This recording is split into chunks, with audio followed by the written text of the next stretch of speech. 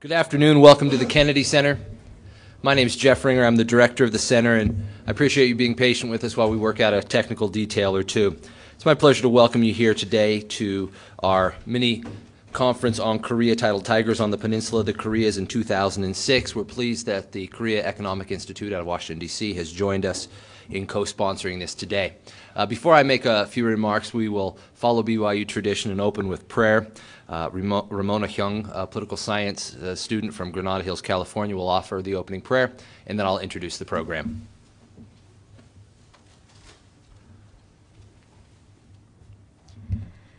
Our dearest Heavenly Father, thank you for blessing us with this opportunity to learn from these scholars and to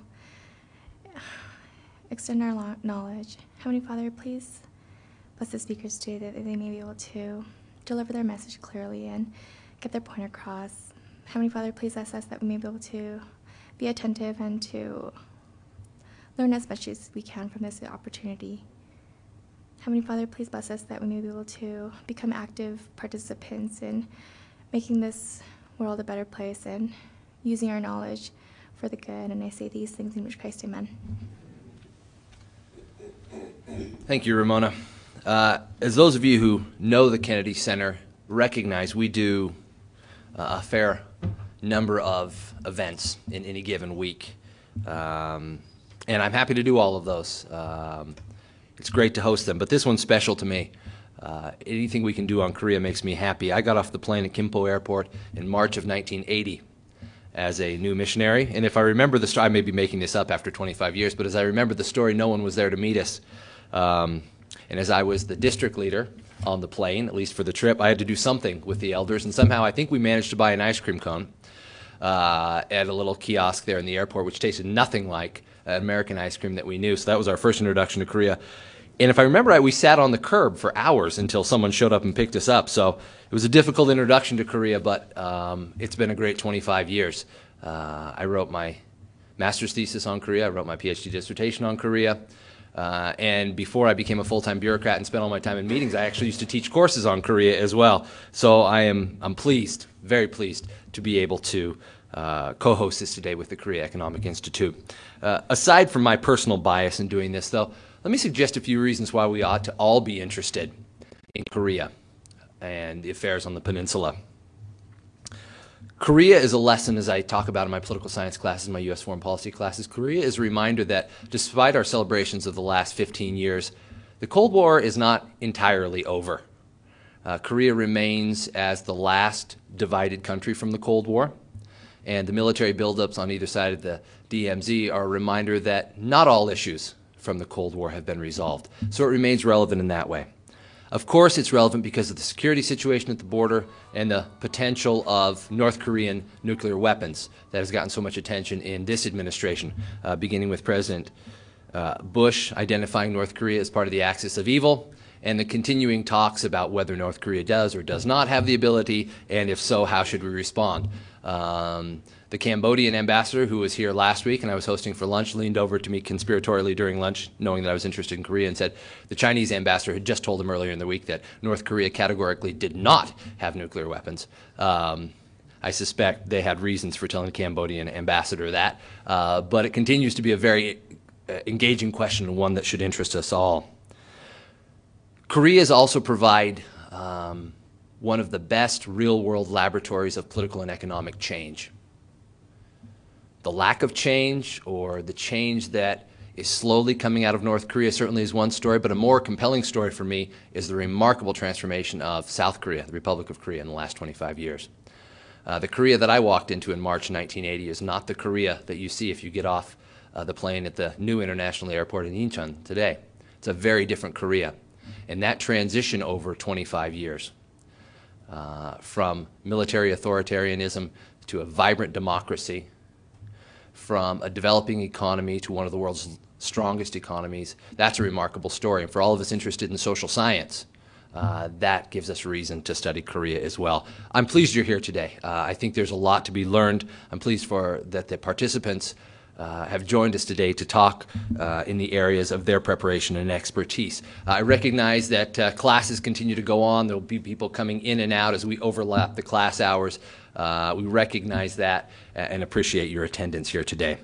Let me introduce our participants, and we will roll into the first panel. Joining us on the first panel, which is a panel on North Korea, titled Negotiating with North Korea, is a former student of ours here at the university, Gordon Flake. Gordon left us, I think, in 92, 93. When did you leave? 92. And is now the executive director of the Maureen and Mike Mansfield Foundation. After a number of stints, he is an expert on Asia broadly, Korea in particular, and it's a treat to have Gordon back here on campus. Joining him on the panel is Mark Peterson, BYU faculty member here in Korean languages, broadly trained in Korean studies, and for those of you who have had a class from Professor Peterson, as I did, I'd like to throw that in just to recognize that he is in fact older than I am, much older than I am. He knows more about Korea and all aspects of Korea than anybody else here on campus, and we're pleased that he is participating on this panel. We also like to welcome Scott Rembrandt. He's the Director of Academic Affairs and Research at the Korea Economic Institute, and his institute is a co-sponsor of this conference. We're pleased to have Scott here representing them in participating on this panel. We'll turn first to them for a discussion that will last a little over an hour on negotiating with North Korea. We'll invite each of the panelists to present their thoughts, and that should leave us time for some questions and interaction among the panelists as well. Following that panel, we'll take a break for some refreshments, and then we'll regather for our second panel, which is on the South Korean economy. We were to have three panelists on this panel. Two of them within the last 24 hours have had to drop out because of illness and other conflicts, but we are left with Mr. Lee Kyung-yul from the Korean Embassy in Washington, D.C. We're very pleased to have him here with us. As we were discussing over lunch, he's going to be one of the point people on the proposed free trade agreement, and he's very well prepared to talk to us about the Korean economy. We'll invite the other panelists to join him after his remarks so there can be some exchange there as well. Following his remarks and that exchange, we will break for some Korean food, which may be luring some of the return missionaries here today, at about 4:30, followed by a showing of the documentary film Soul Train. And I think most of you, or many of you at least, with an interest in Korea will be aware of this film, and we'll be screening that this evening as well. So again, welcome. We're glad you're here. We know that you'll be going in and out, and others will be joining us during the course of the afternoon. And thanks again to our panelists. We will turn then to our panel on North Korea, beginning with Mr. Gordon Flake. Thank you. It's my great honor to be back here. So much about BYU has changed. Fortunately, this room hasn't. I got my master's degree here from the Kennedy Center, and most of our classes were here in this room, so I'm in a vertigo, deja vu, whatever you want to say to put it all together. I left here 14 years ago with the charge to go out and seek for anything that was virtuous, lovely, or a good report. And unfortunately, I'm looking back now 14 years later, after spending a better part of that time focusing on North Korea, thinking maybe I picked the wrong topic. And then after spending the last 14 years in Washington, D.C., I find myself thinking that maybe I need to learn how to turn on a microphone. Maybe I picked the wrong venue as well, because I'm afraid that we've been assigned today in terms of negotiating with North Korea, there's not an awful lot lovely or a good report. This is a very serious problem. One I think that probably hasn't gotten as much attention as it deserves. And that's largely because of an effort to try to downplay the seriousness of the crisis because there's other issues that are a priority for the U.S. right now. It could take us the entire panel to try to put the question of negotiating with North Korea in context. But let me just, in 1 or 2 or 3 minutes, kind of give a broad historical overview to put our remarks in context. For the better part of 40 years during the Cold War, we didn't have any negotiations with North Korea. We had no relationships with them except through that of deterrence. And it was only at the end of the 1980s when there was a modest initiative with President Reagan and then the first President Bush. And it wasn't until the onset of the Clinton administration that we began to seriously engage North Korea. And interestingly enough, it was because of a nuclear crisis that those of you who followed it then will find were some eerie similarities between the nuclear crisis we're facing right now. So in a nutshell, At the beginning of the Clinton administration, there was deep suspicion that the North Koreans were developing nuclear weapons. They had a small 5-megawatt research reactor that was a plutonium-based reactor, which they claimed was a energy-producing reactor, but it wasn't hooked up to the grid, and there was nothing about that that had anything to do with energy. And so the worry was that they were reprocessing plutonium. Now, interestingly enough, North Korea had, a decade prior almost, in 1985, joined the Nuclear Non-Proliferation Treaty, the NPT, and they did so under duress at that time from the Soviet Union and from the Chinese. It took them 7 years to negotiate a nuclear safeguards agreement with the IAEA, the International Atomic Energy Agency. Unfortunately, North Korea has this strange cosmic bond with Iraq, which I'm sure they'd like to get out of. But because in 1993, or 1992 rather, the IAEA at the time was coming fresh out of Iraq, where they had been caught with their pants down and embarrassed because the Iraqi program at that time was far more developed than they had known. And armed with new technology and new determination, they came into North Korea as soon as they'd signed that nuclear safeguards agreement and immediately found that there were major discrepancies between what the North Koreans were reporting in terms of what they had reprocessed, their plutonium, and what the technical data showed. That led to a crisis at the very onset of the Clinton administration where, the Clinton administration threatened to take North Korea to the UN Security Council, threatened sanctions. North Korea said that sanctions would be considered an act of war. Everything came to a head in 1994. In April of 1994, after having kicked out IAEA inspectors, the North Koreans refueled their reactor, and took the spent fuel rods, and then could have been producing, enough plutonium for a nuclear weapon with those spent fueled reactors. And in a nutshell, the situation quickly became the closest that we've had to a war, since the end of the Korean War. And this is in June of 2004, when unbidden and uninvited, our former President Jimmy Carter kind of rode in on his white horse, brokered a deal with Kim Il-sung, under which basically North Korea would agree to freeze their program in exchange for energy and in exchange for an international community building some light water nuclear reactors which were proliferation resistant, which they couldn't sell or export as easier, and we weren't worried about them making a bomb nearly as much. A lot of people hated that deal. A lot of people in South Korea hated that deal. In fact, that deal was a difficult deal. It took really, Kim Il-sung died in July of 1994, and it basically took another 5 months. And it wasn't until October 21st of 1994 when the United States and North Korea reached an agreement which was called the Geneva Agreed Framework. Right? And that agreed framework, again, in a nutshell, basically said the North Koreans agree to freeze their program. We will provide them, we'll compensate them for the lost energy by giving them heavy fuel oil. And KEDO, the Korean Peninsula Energy Development Organization, will build some light water nuclear reactors to replace these big graphite reactors that they were planning to build. Again, it was one of these deals that a lot of people hated, but it was considered to be at the best time, the best deal that we could get to avoid a conflict in the Korean Peninsula. And like it or not, it formed the foundation for U.S.-Korea relations for the next decade. It formed a foundation upon which we could actually negotiate with the North Koreans. And we had a series of talks over that decade. We had 4-party talks, kind of a half-hearted effort to try to resolve the issues surrounding peace on the peninsula, surrounding the armistice. We had discussions about humanitarian aid. North Korea, after a series of floods in 95 and 96, opened up to the international community. So those areas were areas of negotiation. There were ongoing negotiations about implementation of this 1994 Geneva Agreed Framework. But in a nutshell, that deal didn't survive in its format, the transition between the Clinton administration and the Bush administration.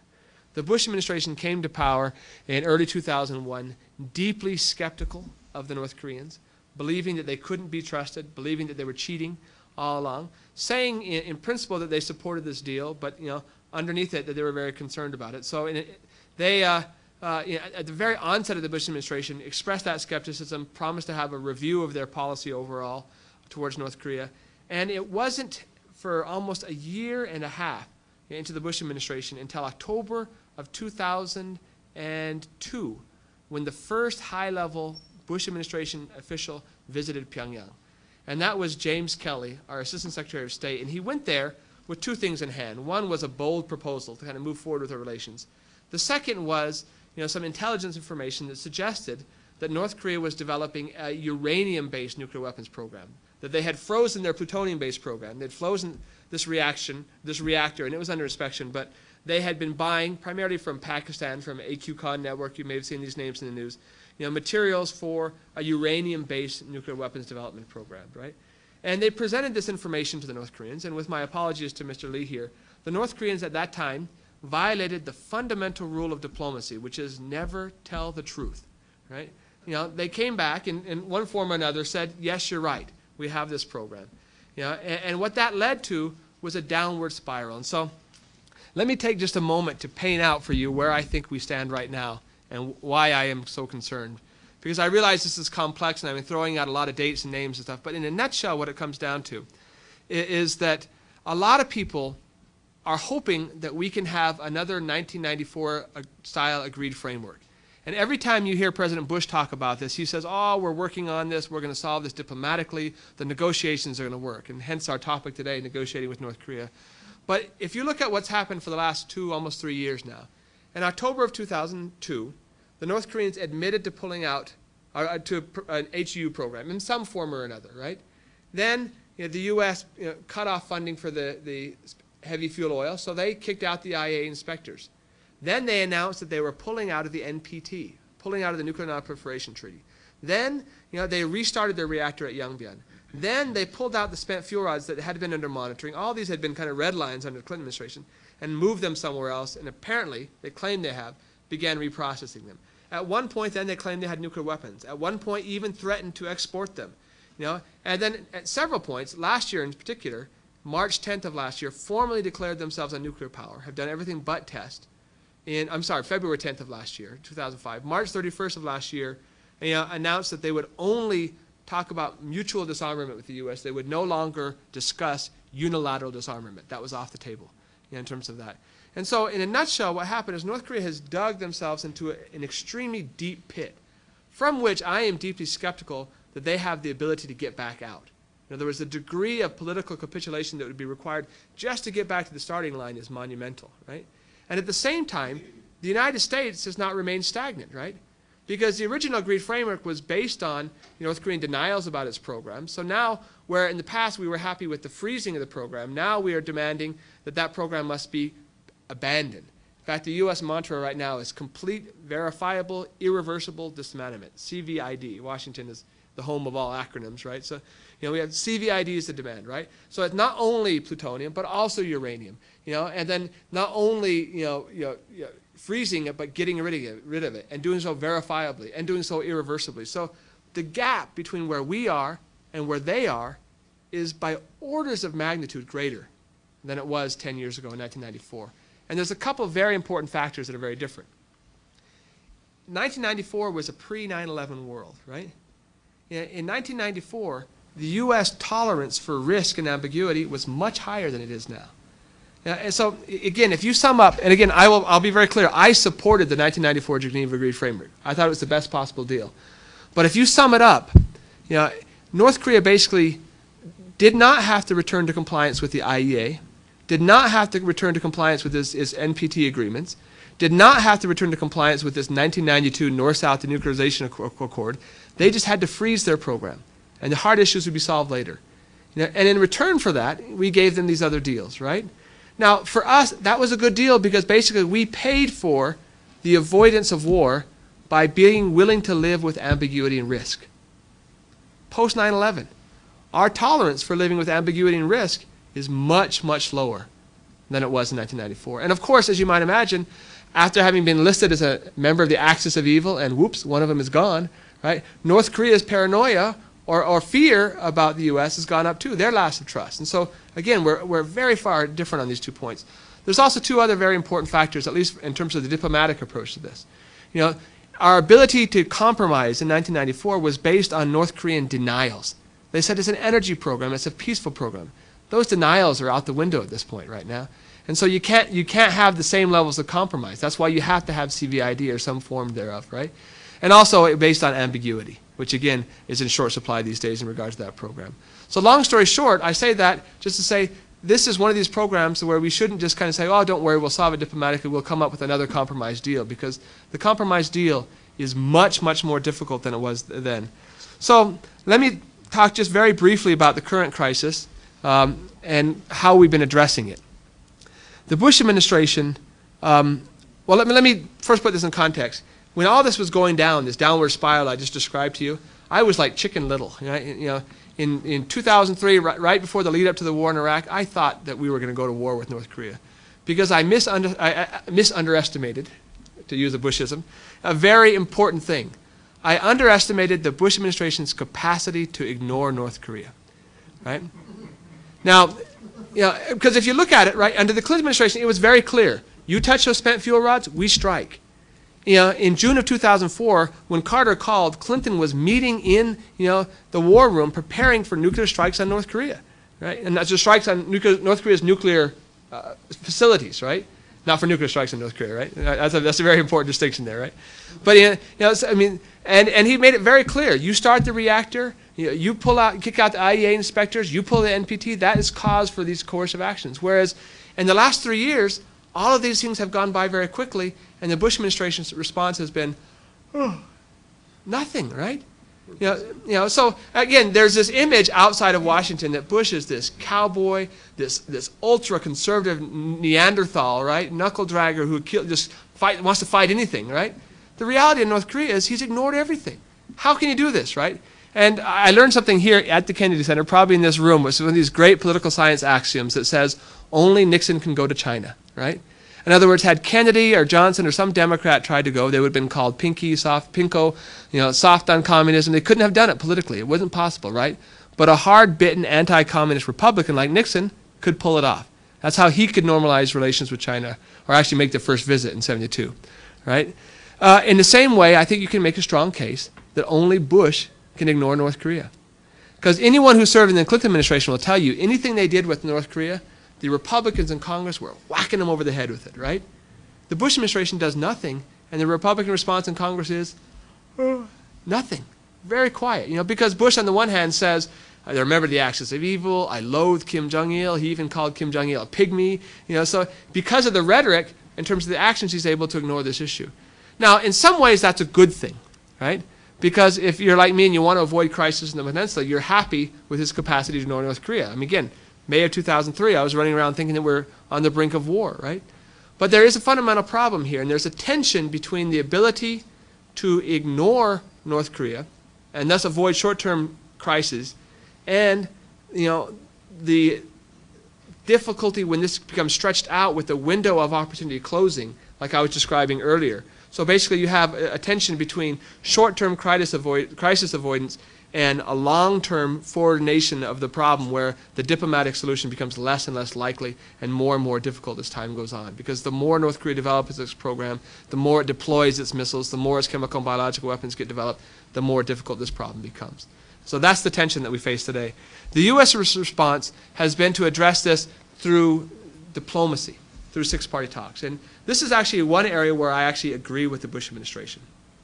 If you look at the most common criticism of the Bush administration for the last 3 years, it has been that they haven't been proactive, that they haven't engaged North Korea, they haven't put the ball in North Korea's court, they haven't forced North Korea to make an answer, right, in that regard, right? And in fact, to me, the low point of our political dialogue was this presidential debate between Bush and Kerry in the last presidential election, when they were both talking about negotiating with North Korea, and Bush says, well, I want to have multilateral because Kim Jong-il wants bilateral, and Kerry's response was no better on the other side, saying we should have bilateral talks, but neither of them able to articulate or justify why, right? In my mind, the fundamental reality is a real recognition that is necessary of the limits of American power here. In other words, this is not a problem that we can solve by ourselves. The U.S. does not have sufficient carrots or sticks to solve this by ourselves. Now, if you look at it, what carrots do we have? None. You may want to castigate Bush for not providing carrots, to induce the North Koreans to give this up, but the reality is this Congress, and any Congress, will appropriate not one penny for North Korea. Ain't going to happen. Given a lot of other issues I'll talk about in a second in terms of human rights and counterfeiting and kidnapping and all the other issues that make that, and the whole nuclear issue in general, right? So we have very little in the way of carrots. Now, of course, in sticks, we've got one big one, war, right? But that's just a really big stick, and you can't use that very well to negotiate. It's a very clumsy negotiating tool, right? Because first and foremost, we don't want war. South Korea is the 12th largest economy in the world, our 7th largest trade partner. North Korea has 70% of its forces forward deployed within 100 kilometers of the DMZ. in the best case scenario, Seoul gets wiped out. It's unthinkable. So war isn't a real option in terms of a policy option, right? So what tools does the U.S. have to solve this, bilaterally? Yeah? And so the conclusion, and one that I agree with, is that it's going to take a concerted effort of the Chinese, the Russians, the Japanese, the Koreans, all having a stewardship in this, all being stakeholders in this process, and all working together to apply both, the necessary coercion and the necessary inducements to solve this problem. And that's a long and difficult and sticky problem. And unfortunately, one, to be honest with, the Bush administration is not right now entirely committed to. If you were to try to list the Bush administration's priorities, they would be Iraq, Iraq, Iraq, Iraq, and Iraq, and Iraq. And if you decided to go beyond that, into like number 20 and 21, it would be, Iran and Afghanistan and the Palestine-Israeli issue and Katrina and China, and India. And only then would it be North Korea, as long as North Korea doesn't do something stupid. So they are not investing a lot of priority into this. And here I'll make a distinction I just made to Professor Peterson at lunch, and I think it's a very useful one. Again, it's easy to make cartoon characters of officials in Washington to say, the Bush administration won't deal with North Korea because they're evil, and the Bush administration policy is driven by their ideology, right? We don't deal with evil, we don't reward bad behavior, Kim Jong-il is a nasty. The reality is that's not the fundamental driving force behind the debate in the Bush administration either. I believe that it's fundamentally a debate driven by pessimism, by a conclusion that has been drawn within the Bush administration that even if all the stars lined up and they did everything right, that North Korea would still say no, that they are not prepared to give up the nuclear weapons program. In other words, 10 years ago when the agreed framework was first done, and I and everybody else supported it, the belief was that the nuclear weapons program North Korea had was a bargaining chip, something that they could use to buy improved relations with the U.S., that they could negotiate it with, a negotiating tool. And I think the consensus, at least within the administration and with many in Washington, has shifted to the notion that while there are still some that believe that, the majority is that it is not a bargaining chip, that they're not willing to give that up. And if that's the case, are you going to want to, if it's not a priority of yours, bring this crisis to a head? In other words, you don't ask the question until you're ready for the answer. And there's no question in my mind that the Bush administration is not ready for the answer. We don't want this to come to a crisis. So, to be charitable, right now, our official policy is kicking the can down the road, doing everything we can to avoid a crisis. Now, why do we do that? And I'll end up with this remark. We do that, right now through the six-party talks process. And again, the diplomatic tool that the administration has used started in April of 2003 first with three-party talks with China and North Korea. In June of 2004, had the first, August 2004, had the first six-party talks. That was followed up by another round in 2005. And the long, drawn-out, torturous things. It culminated last September in an agreement that was called the September 19th Joint Statement, which almost immediately after it was issued began to fall apart, right? And the North Koreans haven't come back yet, right? And there's a lot of hope they'll come back soon. I personally believe that this negotiating forum, the six-party talks, is dead.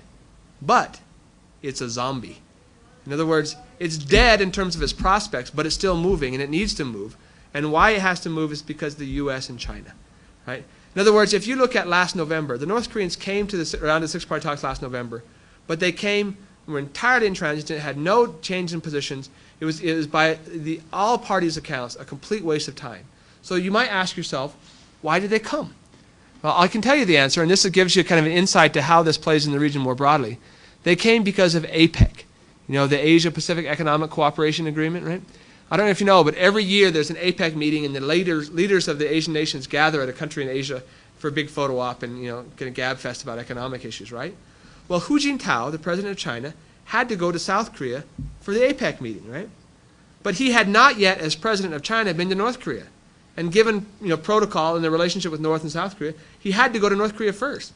But he can't go to North Korea unless the North Koreans are going to be compliant with the Chinese wishes and participating in these Chinese-hosted six-party talks, right? And so the price for Hu's visit to Pyongyang was Kim Jong-il's sending the North Korean delegation to six-party talks so that Hu could go to the APEC meeting. Now, why do I go into that level of detail for you? The reason is because I'm relatively optimistic that we're going to have another round of six-party talks sometime in April or May. Why? Because Hu Jintao is coming to Washington, and April 21st. And they don't want that to be on the agenda, and the U.S. doesn't want them to be on the agenda. And so there's going to be clear pressure from the Chinese for the North Koreans, whether they're fully compliant or not, to come back to the talks and to be there, or at least to commit to it in advance of Hu's visit here.